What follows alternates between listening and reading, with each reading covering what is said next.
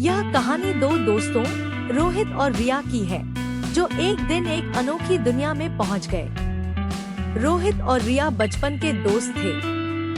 एक दिन वे अपने गांव के पास वाले जंगल में घूमने गए। वे हमेशा नई नई जगहों पर जाते थे और इस बार उन्होंने जंगल के उस हिस्से में जाने का निश्चय किया जहां वे पहले कभी नहीं गए थे। जैसे ही वे गहरे जंगल में पहुंचे, उन्हें एक चमकता हुआ पत्थर दिखाई दिया। उन्होंने पत्थर को उठाया और अचानक एक तेज रोशनी फैली और दोनों बेहोश हो गए। जब रोहित और रिया ने आंखें खोली तो उन्होंने खुद को एक अनजान जगह पर पाया। यह जगह बहुत ही सुंदर थी। चारों तरफ फूलों की घाटियां, ऊंचे ऊंचे पेड़ और रंग बिरंगे पक्षी थे। दोनों ने अपने आप को चुटकी काटी कि कहीं यह सपना तो नहीं, लेकिन यह हकीकत थी। जंगल में घूमते घूमते उन्हें एक छोटा जादुई प्राणी मिला, जिसका नाम पिक्सी था। पिक्सी ने उन्हें बताया कि वे अब वंडरलैंड में हैं, जहां हर चीज जादुई है।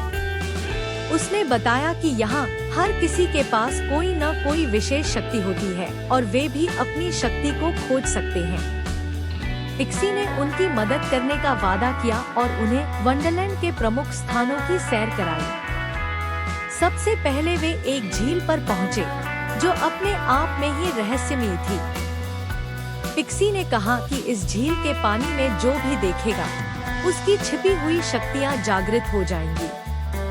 रोहित और रिया ने झील में देखा और उन्होंने देखा कि रोहित के हाथों से आग निकल रही है और रिया की आंखों से बिजली की चमक निकल रही है।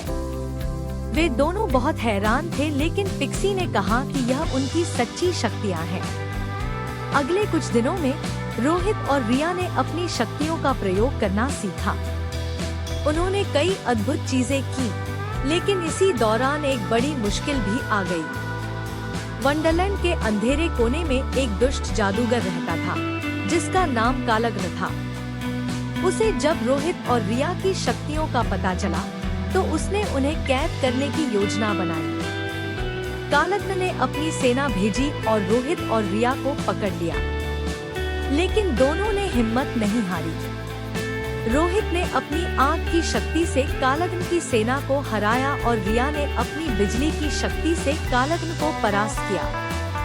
पिक्सी और वंडरलैंड के अन्य निवासी उनकी बहादुरी देखकर बहुत खुश हुए।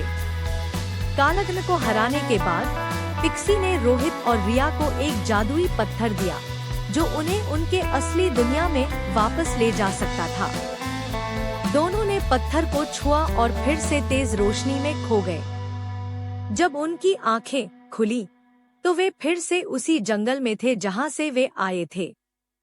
उन्हें लगा कि शायद यह सब एक सपना था, लेकिन उनके पास वह जादुई पत्थर था, जो इस बात का सबूत था कि वे वास्तव में वंडरलैंड गए थे। रोहित और रिया ने उस दिन के बाद भी कई बार उस जादुई पत्थर को देखा, लेकिन वे उसे दोबारा इस्तेमाल करने से डरते थे। लेकिन उन्होंने अपनी इस अद्भुत यात्रा को हमेशा अपने दिल में संजो कर रखा और अपने जीवन में बहादुरी और दोस्ती की सच्ची मिसाल कायम की। यह कहानी हमें यह सिखाती है कि सच्ची दोस्ती और बहादुरी से हम किसी भी मुश्किल का सामना कर सकते हैं, चाहे वह कितनी भी बड़ी क्यों न हो। रोहित और रिया की तरह हमें भी अपने अंदर छिपी शक्तियों को पहचानना चाहिए और उनका सही इस्तेमाल करना चाहिए।